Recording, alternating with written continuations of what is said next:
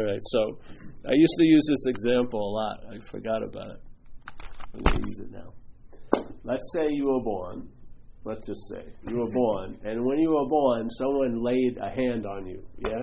And it's not really a good example for a hand, but let's say someone, taped something on you, like 3-pound thing, let's say a hand, okay? So now you live your whole life with that hand's pressure, yeah? But you never recognize it. All you feel is the sense of it, and then the mind tries to know it without knowing it, and it makes up stories. Why does this shoulder droop, and why do I got to get a long sleeve for this side of my body when I buy shorts than this one? And you'll have a huge, maybe giant, mystical lineage of why it's like that.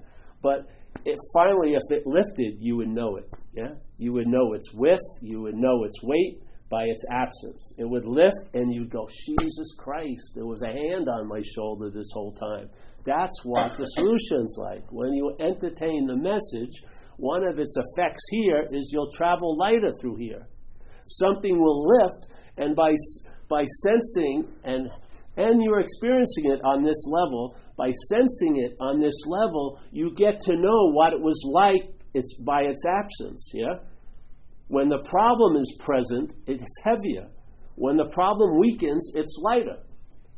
Yeah? So in a way, the solution lends itself to lighter, which is like an uncontraction, let's say, opening up. And this is very generalization, but the problem tends to contract, yeah, get heavier and stuff like that. And so you can't know the source or how heavy it is when you're always heavy. It's when it's removed and you're relieved, then you know what it was like to be under it when you're not under it. That's why you know the problem from the solution finally. You don't know the problem from the problem. You may know some of its effects, but you're not getting the whole picture because you're under it, yeah? Or you're identified as it. See, that's the sort of dilemma. If the seeming, quote-unquote, problem or the seeming distortion or ignorance is rooted in the act of being identified, yeah? If that act of being identified is actualizing, you won't know that you're identified. Yeah? You will be taking what you're identified as being you. Yeah? And the last thing it'll ever come to you is that you're not you. Even when it finally does the message, you'll try to entertain it, I'm not you as a you. Yeah? It's like the stubbornness of the programming is going to be very difficult. In other words, it's going to be incredibly difficult to escape self as a self. Yeah, you're never going to transcend the system that's producing it. So a self can't get out of self. So how can there be a solution then? And when I use the word self, small s self, I am implying the feeling, the sense of being a long-lasting, independent, separate entity, rooted in the body. Yeah, the body gives it depth. The body gives it relevance. When it looks at you, or at another you, or it looks at this body in the mirror, it feels like it's a me. It feels like it's this body. Yeah, that's the act of being identified as a self. Now, in being in this condition, a lot of things may not seem to be going well for you as this body, or as this emotional character, or as this experiential character, and you maybe have a very, very appropriate response. You want to get out of the dilemma that you feel you're in. So that would be called self trying to get out of self. So now you're trying to get out of self as the source of self. Yeah. So it goes, self tries to get out of self, and it goes on, and there's no escape. Yeah. So, but if you see that what's causing this situation is the act of being identified as what you're not. Yeah. The act of being identified as what you're not is the selfing. That's the product of the selfing.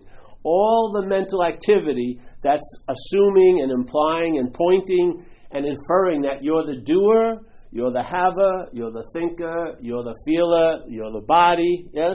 You're this historical action figure. all of that stuff is the selfing. Yeah? The product of all that self is when the mind believes that it is that which is being assumed, inferred, pointed at, repeated constantly. When it makes this mistake, in a way, a very small one, it sees all the pointing and then it imagines what is being pointed at, and what it's being pointed at is a body. Yeah? Yet that body, when it's taken to be you, is now crowned me. Yeah? A me. No other me in the freaking world. Yet there's millions of other bodies. You can have a body that looks exactly like supposedly your body, but you would never call that body me. You only call this one body me. Yeah? That's the act of being identified. Yeah? So what happens when you're in that state, you're not in the state, but when the mind is in that state, the big M mind falls under the sway of this mental state. When it seems to be that body, then every time an action happens, you feel like you did it. Yeah? That you did the action that moved through this body. Yeah? Even when, let's say in recovery, where I come from, they say so clearly that, hey, you were powerless over alcohol, then let's say drugs and money and sex, whatever. There's addiction, there's many addictive movements, but you were powerless over it, and you think you got that idea, yet when you go over what you did under the influence of alcohol and drugs, you still keep your head, the mental state, the selfing, still keeps claiming to be the one who did it. So you never let off the hook. You never get the true relief or release from guilt and shame, because you don't really get that. What it's sort of like dancing with a gorilla. You're going to stop when the gorilla wants to stop. You still write yourself into the story as a doer of those actions when you were under the influence. So you're never really free from it whatsoever. Yeah? Because you don't get what the word powerless means. Powerless means, hey, if I drink and use right now, all bets are off. I don't know what's going to happen in an hour, because you have absolutely no say. All you are is a post-activity narrator. Your head sees what happens a second after it happens and says, oh, you did it. But you actually didn't do it. You were used for the doing of it. Yeah? You were used for the doing of it, but the mental state cannot get around that, because its whole relevance is being identified as the self, which means I'm the doer of every freaking thing I've ever done. So you don't get the real relief that step one can bring you, because you keep reasserting that you did it. You did all those actions while you were under the influence. And you didn't. I was this visitor lady who for 20 years had a very nice sobriety, seemingly, and now she's been 5 years, she can't get it, and she was drunk as a skunk. My first fairy princess. Drunk as a skunk in her high-end condominium, Sausalito. And it was unbelievable. There was no Wendy there. She was totally occupied. Something was living through her. Yeah? Using her body for transportation. And all the while, the disease of selfing, the act of being identified, she was claiming every one of those thoughts, those actions, all that stuff, and the guilt and shame and the remorse was driving her to drink even more, because she doesn't want to face up to it. All based on what? The idea that I'm the one who's doing it, or I'm the one who's not doing what I should be doing. It's the insidiousness of it. You can get recovered from every disease, but that disease of identification as self will thrive. It will thrive in any recovery from any other disease. It's thriving in recovery from alcoholism. It's thriving in every... You give me any disease, that primary disease, the first dis-ease, is totally safe in any form of recovery. It's like its castle is never going to be attacked, because you don't know you're identified while you're identified. So the selfing, the dilemmas that are produced by selfing, override the relief of AA. People are still producing tons of guilt and shame on behaviors they did while they were loaded. I just saw it last night. Perfect example of it.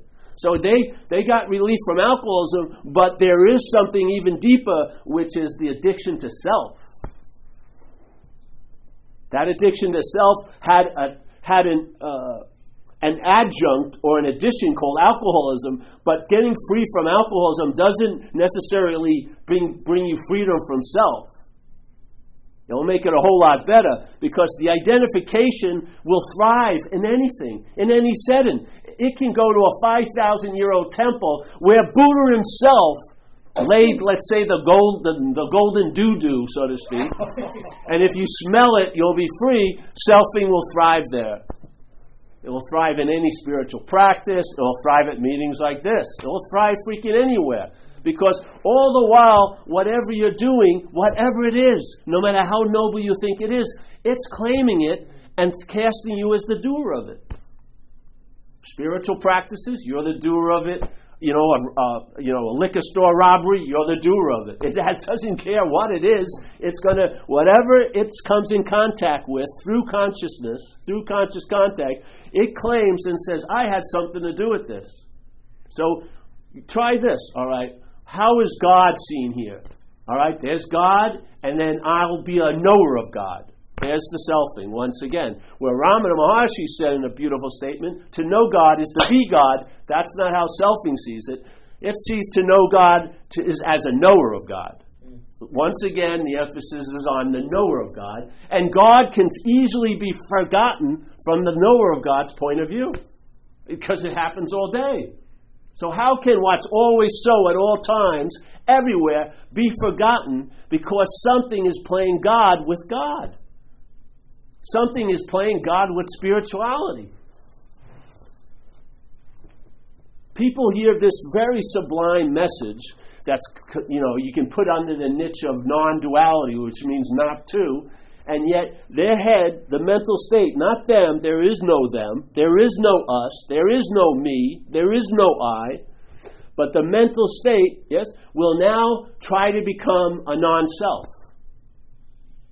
It will come to these meetings, intellectually understand what's being said, read a conceptual diagram that there is no self, and it will entertain that there is no self as a self.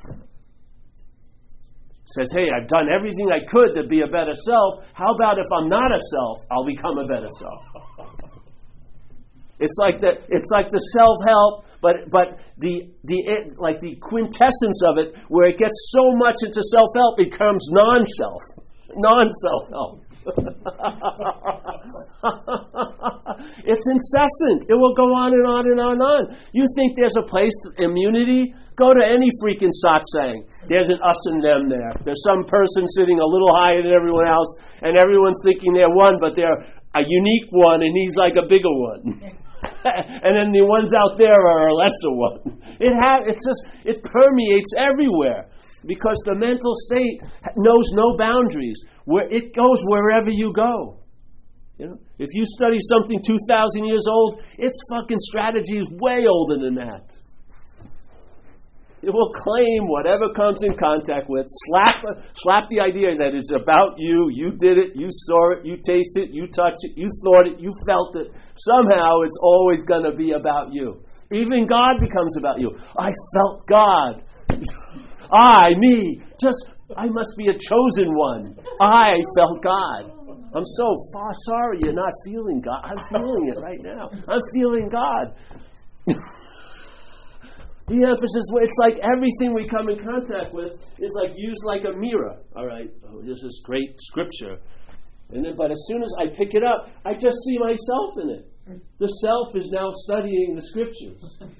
It's just, you can't get away from it. That's the good news, because if you don't get away from it, you'll see it for what it is, which is it ain't you.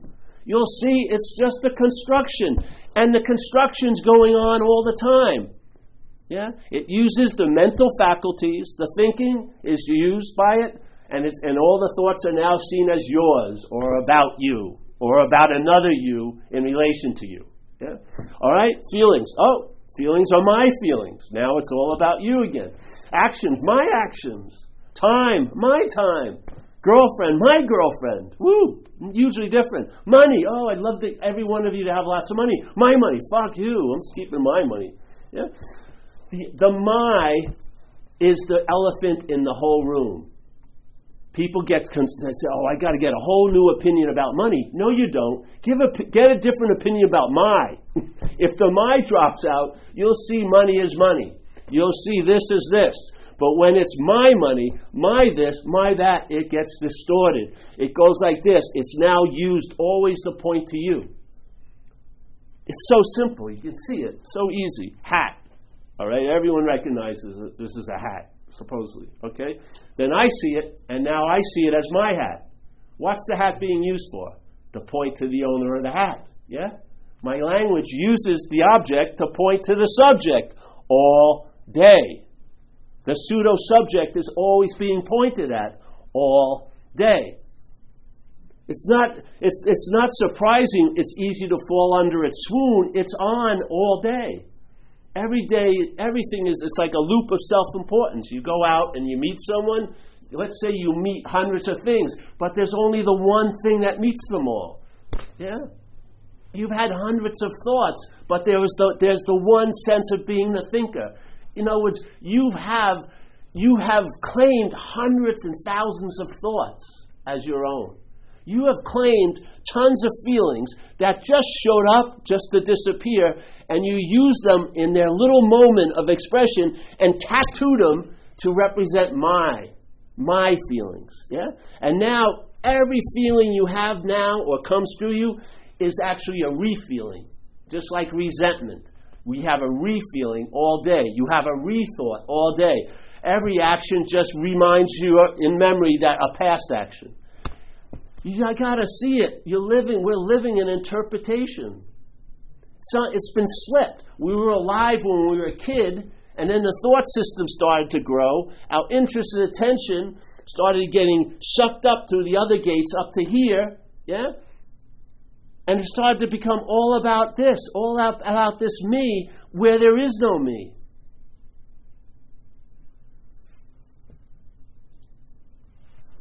So this whole message could be totally shrunk in 1 second. If it was gravity, all we would need is an anti-gravity chamber. Everyone would walk out knowing what gravity was. And when you know what gravity is, you recognize its effects, yeah? By their absence. The presence that we are, which is that incessant onness, is recognized super clearly when you realize your absence. When you realize your absence of being an inherent thing, your absence of being something. When you entertain the absence, then you sense the presence. Yeah?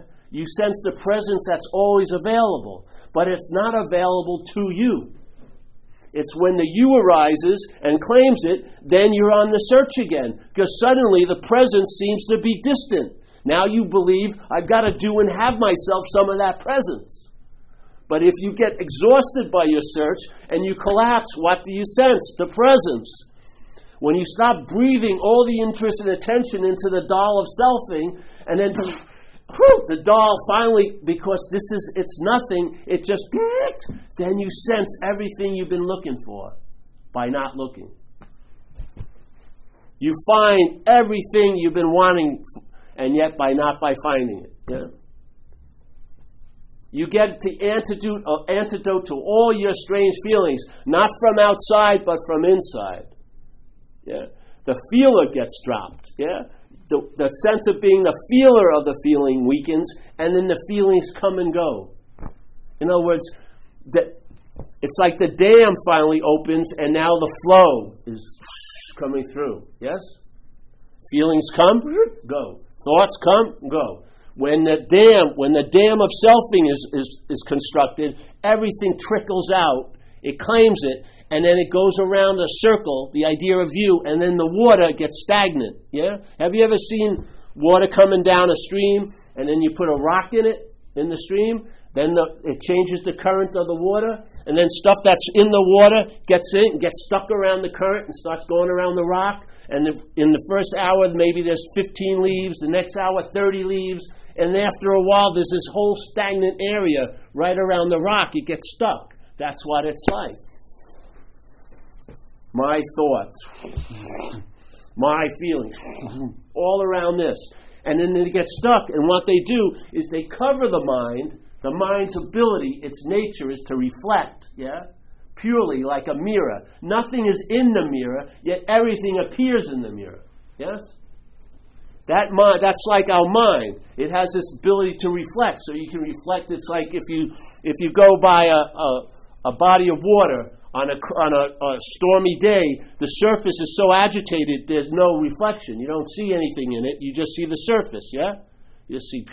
But if it's calm and mild and no wind, you drive by and now you see all the trees around the pond. You see the sky. You see the clouds, all reflecting in the surface. That's what mind is like, Mind's nature is to reflect. Right now it's reflecting selfing, and something that is transparent now is taken to be opaque. We think there's someone there that's having all these experiences. It's just the reflective ability. All it's seeing is the mental agitation. It's not looking through. It's not looking through. It's hitting this little mental billboard that it's me that's doing this. It's me that's thinking. It's me. This is my life. And it's that loop of self-importance. It gets stuck. And then everyone I meet, same thing, goes back to the same false reference. Every feeling goes back to the same reference. You're just way over obsessed with this idea of you.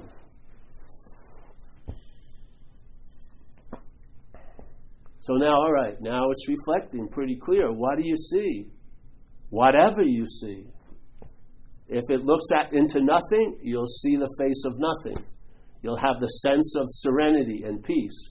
You will have the sense of the qualities of mind, inherently empty and brilliant and huge beyond huge. You'll get the intimation of it. Your daily mind will get the intimation of it. It will be reflecting that space while it reflects everything that's coming and going. But the coming and going won't replace what's always there. You'll be aware of the screen while all the movies are appearing on it. You'll be aware of the screen. You'll be aware of what everything is appearing on. You will be aware of what they call the emptiness. There isn't a thing called emptiness. It's just everything is empty of being a thing. There's nothing that's solid here. There's nothing that can stop and put a flag in and say, I'm here. There's just hearing. There's just seeing. There's just feeling. There's just tasting. There's just touching. There's just. You get a sense of that. And it brings a lightness to this place. We're waiting for someone or something to bring us the lightness. You're the bearer of it all. You're the light that you want to try to use to find light. You are the light. Like Huang Po said, the great Zen master, you can't use mind to seek mind. You can't use mind to look for mind. You can't use light to look for light. You have to recognize that you're not what you are, and then you'll realize you're the light. You are what you've been looking for this whole freaking time. Disguised with this mental ideation of being a body, a special someone. You're missing it. You're looking straight at it all fucking day, staring in every reflective surface as you're walking down a street or a mirror or something or a car window, and you just keep stopping at the fucking image that's coming and going, and you don't see the space that we are. One little drop of that can go a long way here, man. You can just chill out. It won't be all about you. And you'll be able to hold the space for others. Your mind can attend to the experiential level, but it will move. It will move. And there'll be... You'll get a flavor for what's always so. It's not as exciting as things that come and go, bigger and smaller, different sizes and degrees, and better and worse, and all the names we give them to give them relevance. But I'll tell you something. That thing that's always so, you'll find a deep reliance there. You'll have an assurance. You can rest there because it's always available at all times with no requirement necessary to meet it. You are so past the point of meeting it. You are that which you wish to meet. Put it to the test. How could people, if you hear someone share and they have the same thoughts you have, how could they be yours? The whole idea of my is uniqueness. It's like one unit. There's only one like me. No, they're not. There's tons of us. Look at alcoholics. Every one of us think we're so incredibly unique and special. We're run-of-the-mill vehicles for alcoholism to have a field day here. Something is wanting to express. I'll tell you, there's energies that want to express, and we're the interface. This body is an interface. And you're basically being taken over quite a lot. Not you, but there's opportunity. You can be taken over by a light, or you can be taken over by what you would deem the darkness. But they both want to come through and express. And they will have their day. They will have their day. And they're using the thought system to connive themselves in.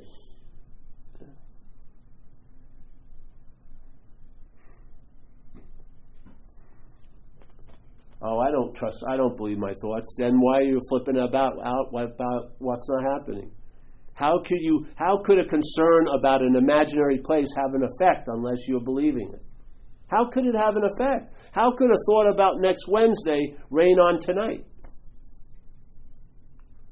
You have a role in it, your belief in it. You believe that next Wednesday is by far more important than right now. Yeah. Allows you to minimize what's all there is and go with a mental idea of what was and will be. And think that's the better deal. I'd rather graze there. There's so much more I can fucking occupy myself with. Yeah, tons of imaginary situations that are never going to come to pass. But you can produce an effect from them because of the power of mind. You can override this. You can override tonight where there's no apparent threat. You could be flipped out in this room right now. And if you are flipped out in this room right now, you're not responding to what's happening. You're reacting to what's not happening. Next Wednesday has more sway in this moment at this time for you than right now. And I bet you this happens quite a lot. The life is forgotten, and we get an interpretation back, a mental interpretation, starring us, with cameo appearances of others.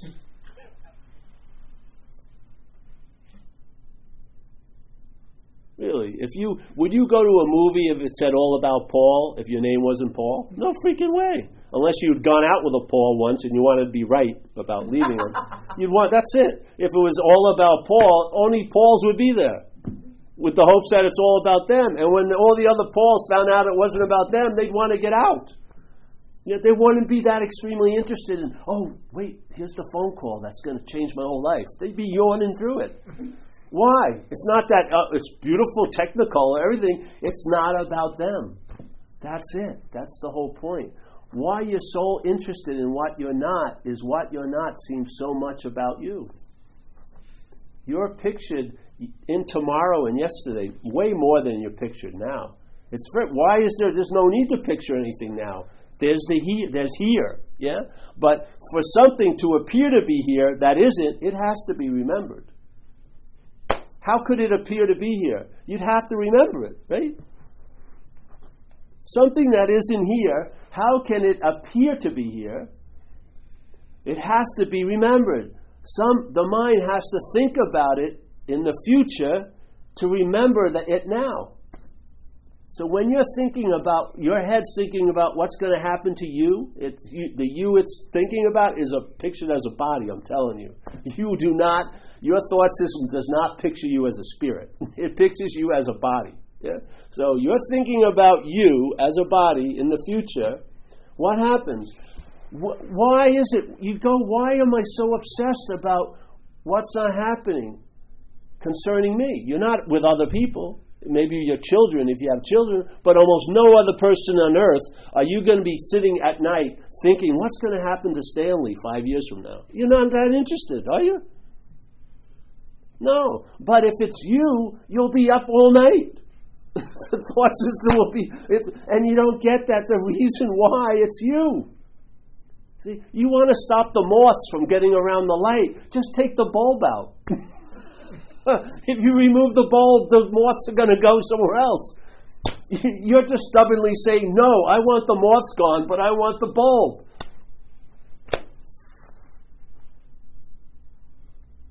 the light of ideation, the thoughts that seem to be attacking you all the time, they just go flying away. The feelings that seem so real, they're fucking paper mache made up things. They move out. Yeah, you have feelings, you have stuff. Most of the feelings, when you name them, you're not even close to what they are. People think worry is so people think excitement is anxiety sometimes. You know what I mean? Some people never knew they were angry, and other people see that's the most angry person I ever met. They have no idea they're angry at all. They think it's something else. We're so off. It's like we're playing pin the tail on the donkey with name and form. You know, this is what it feels like to be enlightened. Give me a fucking break. Put this in. Oh, I'm depressed. It's like we're in the dark. We don't even know if there's a donkey. We got something in our hands with a sharp thing, so we're pinning the tail on something. And then if the light comes on, you got the donkey on the tail on the snout. You missed it by 100 miles. It's not even close to what you think's happening. Man, there is a freedom, man. It's always right now. And you're it, and I see it in you. And that's the good news, man. I have total faith in everyone here. Because I don't see everyone here. I see mind. Mind knows this message. This is sort of like tickling it into recognition. Yeah? And if it's not your calling, you can come to 800 of these freaking things. And nothing will happen. And if it is, you may not have to come to any.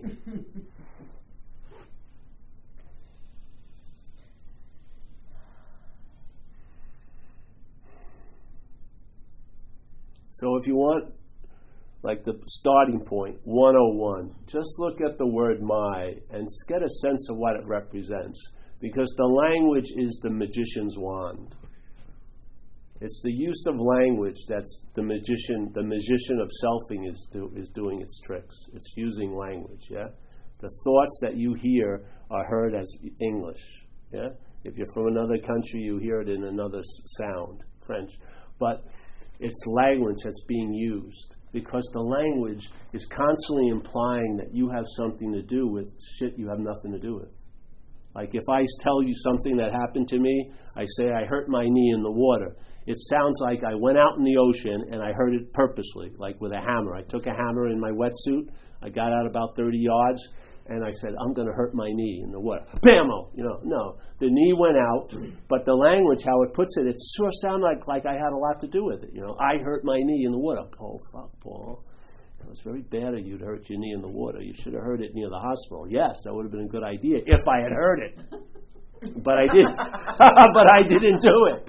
It happened, yeah? But the way the language constructs around it is I did it somehow. It's all day, Beard grows. Oh, you're growing a beard. Oh, you like it, yeah? Doing a good job. I have nothing to do with the growing of the beard. The only thing I can seem to have something to do is cutting it. I have nothing to do with the growing of it. Yeah.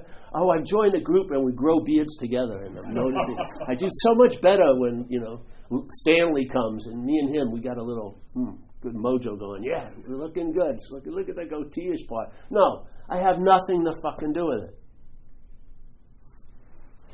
But every thought you feel like you're the thinker. Every action you think like you did it. Every sound you believe you're the one who heard it. Every vision you think you're the one who saw it. You don't see that as the bondage yourself? What else could it be? Activities are happening. Life is happening. The mental state reacts to the happening and claims them and makes a story about it. End of story. That's it. Yeah. You get weaned off of living and you get an interpretation to replace it. Yeah.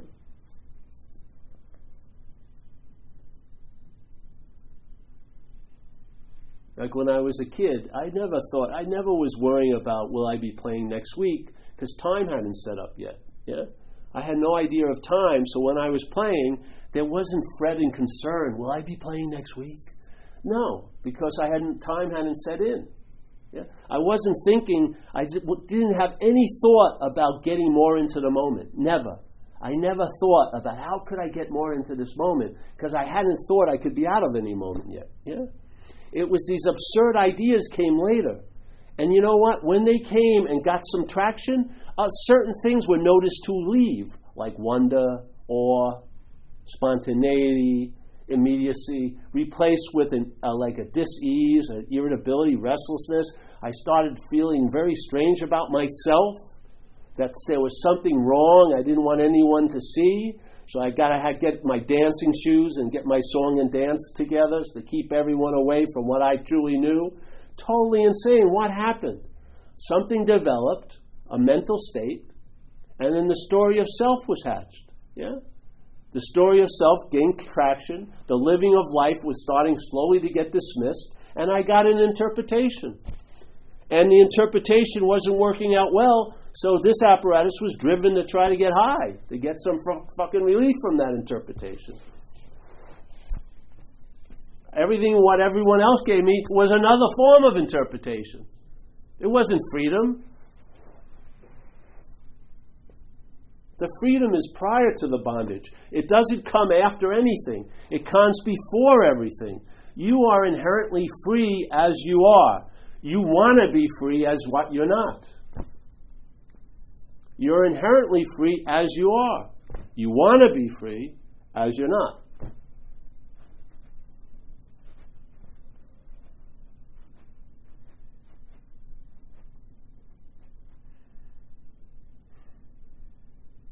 I mean, how long will it take to get out of an imaginary place?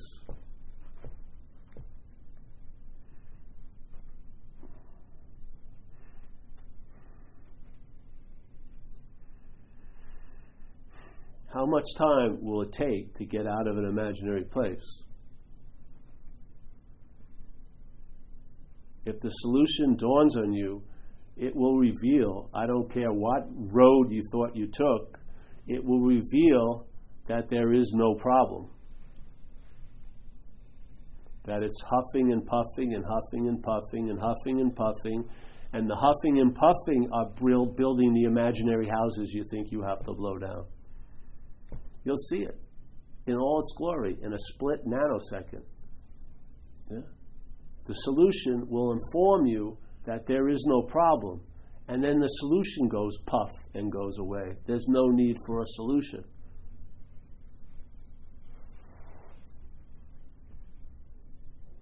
Something that's always been established never needs to get established.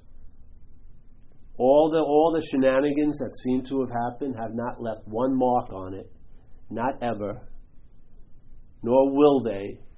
Not you, what you've done, what they have done, what you think you were going to do, what you think you will do, not one bit. The sky never gets affected by what's appearing in it. Never. Never. The 4th of July explosions never rip the sky open. The rain, the sky never gets wet. The plane never runs into sky while it's flying through it. The bird shit, it never lands on the sky. Lands on your car or your shoulder. Yeah. That's what mind is like, big M mind. Stop trying to know it, and you'll recognize you are it.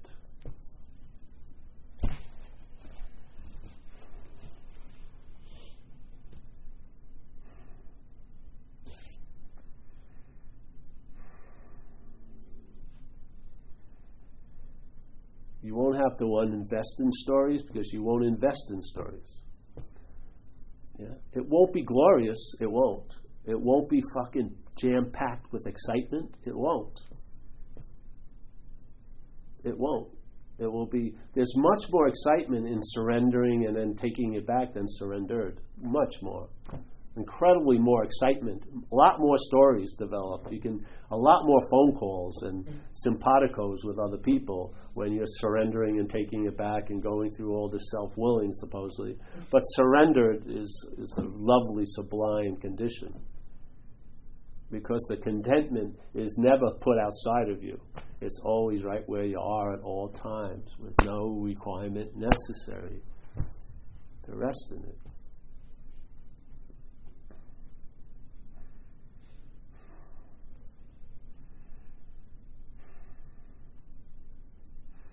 You can think 80 thoughts and believe you thought every one of them. You haven't moved 1 nano inch away from what you are.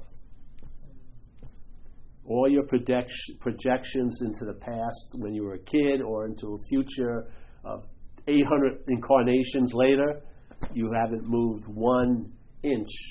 You haven't moved 1 second away from what you are. Hence, why the desire to try to approach it?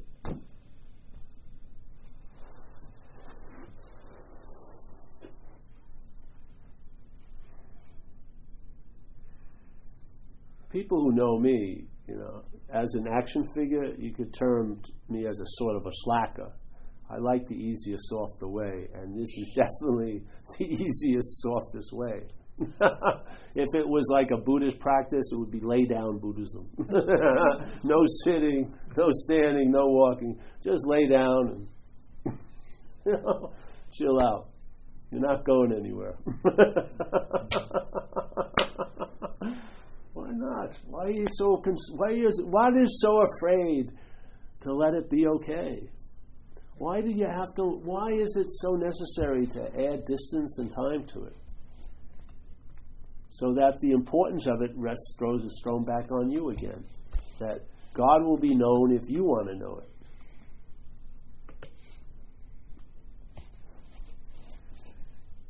You'll never be able, as a self, to entertain its here right now. You will never be able itself because the self isn't here right now.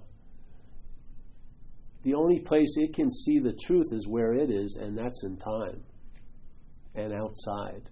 It sees truth as an object that it wants to get. It sees truth. It sees awakening as a thing. It sees enlightenment as a thing. It has to beget everything to give its own nature relevance. So a thing begets another thing.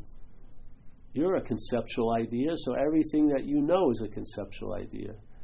You have an idea of enlightenment, and yet that idea is probably causing the exact opposite of what enlightenment is meant to represent, which is a cessation of all suffering. I bet you, if you're a spiritual seeker, it's causing you suffering. Because you're probably pointing out to yourself a lot of time during the day, you're not enlightened. And what have you done not to be enlightened by now?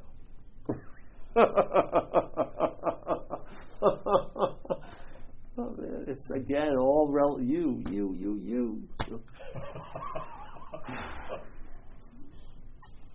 So that's it, eh? We could beat the dead horse, but then there'd be no horse to ride out on. So it's a somber group tonight. Jeez, it's somber in here. It's all these freaking icons around us. There seems to be less of them in the West. Well, they're going to be toned it down or something. Should we use? Yeah, can we use the hat and pass it? Yes. Craig, back from the wars, everyone, yes. Hey, Kevin, I have some books for you in the car. Great. I may have a shirt I want to sell you, too, a nice shirt. I think it gets too small for me. Huh? Some new ones? No, I'm real nice shirt, not a Zen bitch stuff. Oh. Yeah, really a nice. Real shirt. Because you're, yeah. Perfect. They'll definitely get you at least 5 extra dates this year. Yes. I guarantee it.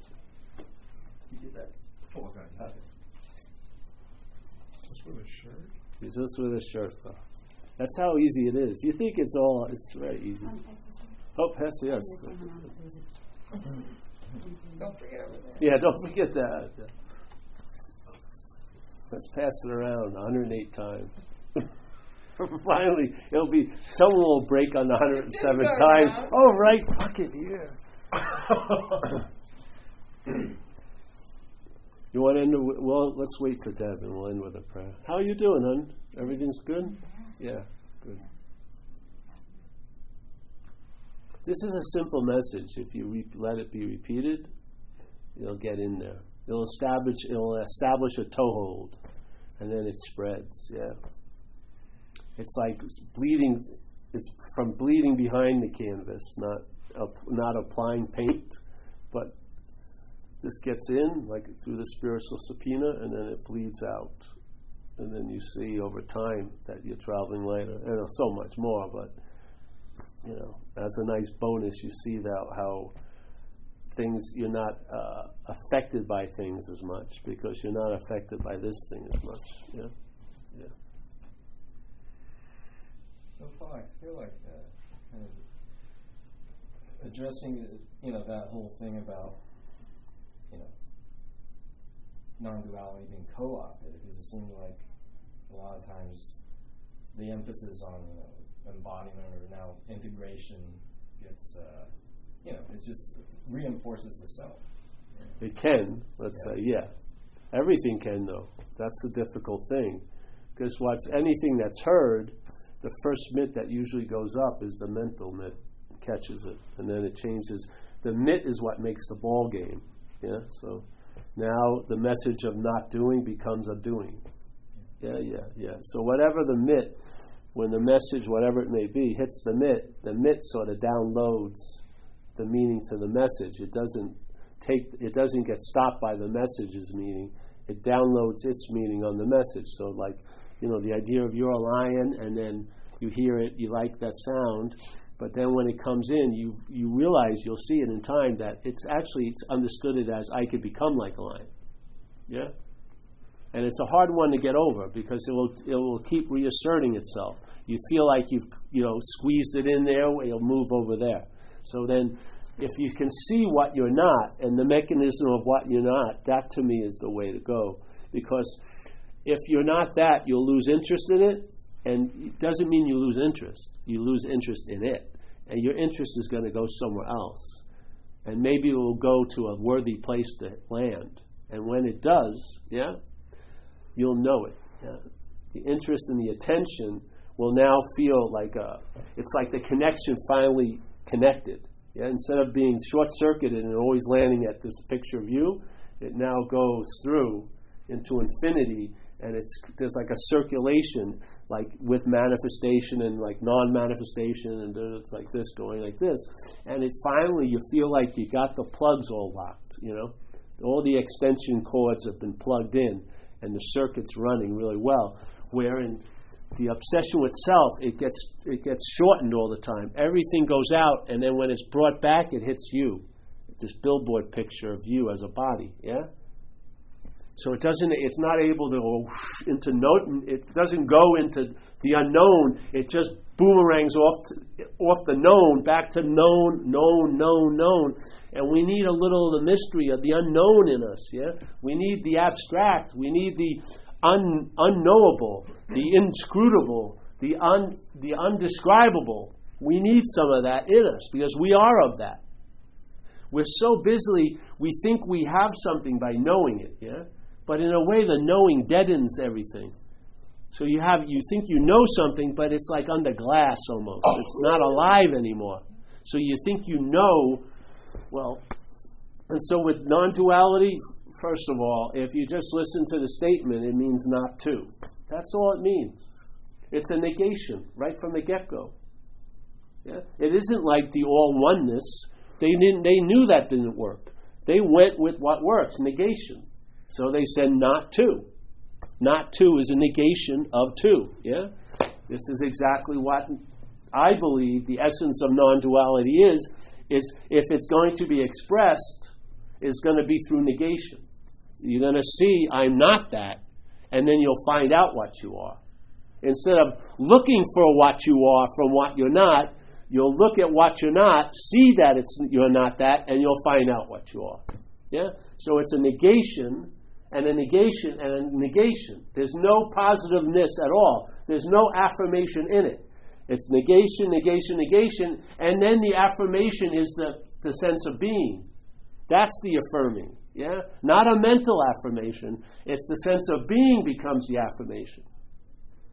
So you sort of like short-circuit the mental state, the knowing, not knowing, close, far, understanding. You negate it, and then the being that you were seeing as an object or a place you want to arrive at, you realize you're that.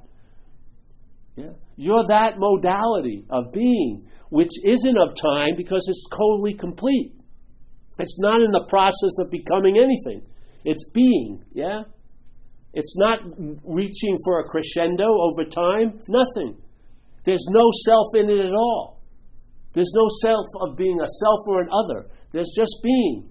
And now that starts having an influence in your life as an action figure, and then things, the geography doesn't change, but how you travel over everything changes. You're lighter. Yeah. Instead of trying to apply acceptance to something you don't want to accept, you have the byproduct of acceptance by realizing what's so and what's not so. Yeah? How hard is acceptance? If you were in this room, acceptance really requires you not wanting to change anything. That's the easiest thing at all to do, because it's nothing to do. Yeah? I want everyone who's here to be here. I want everyone who's not here not to be here. I'm okay with that. And that's acceptance. We're trying to accept as a strategy because we're hell-bent on non-accepting. We want things the way we want them to be. And we keep running into walls, so we go, well, I heard about acceptance. I'll see how that works so I can get what I want. To me, acceptance is a byproduct of your mind changing. That's all. When your mind changes and sees things in a different way, you accept what was so totally intolerable to you before. You'll be able to accept it. Because you're not interested in changing it. Why would you want to change an imaginary appearance? I mean, why would you want to give it that much relevance to try to change a damn thing? It's going to disappear anyway. Yeah, so...